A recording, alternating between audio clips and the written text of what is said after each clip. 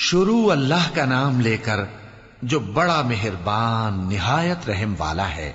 جو لوگ کافر ہیں یعنی اہل کتاب اور مشرک، وہ کفر سے باز رہنے والے نہ تھے یہاں تک کہ ان کے پاس کھلی دلیل آ جائے، یعنی اللہ کا ایک پیغمبر جو پاک اوراق پڑھ کر سناتا ہے جن میں مستحکم آیتیں لکھی ہوئی ہیں، اور اہل کتاب جو فرقوں میں بٹے ہیں تو دلیل واضح کے آنے کے بعد ہی بٹے ہیں، حالانکہ ان کو حکم تو یہی ہوا تھا کہ اللہ کی عبادت کریں، اطاعت کو اسی کے لیے خالص کرتے ہوئے یکسو ہو کر، اور نماز قائم کریں اور زکوٰۃ دیں، اور یہی مضبوط اصولوں والا دین ہے۔ جو لوگ کافر ہیں یعنی اہل کتاب اور مشرک، وہ دوزخ کی آگ میں پڑیں گے اور ہمیشہ اسی میں رہیں گے۔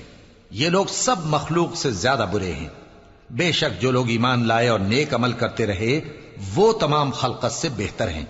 ان کا صلہ ان کے پروردگار کے ہاں ہمیشہ رہنے کے باغ ہیں جن کے نیچے نہریں بہ رہی ہیں، ہمیشہ ہمیشہ ان میں رہیں گے۔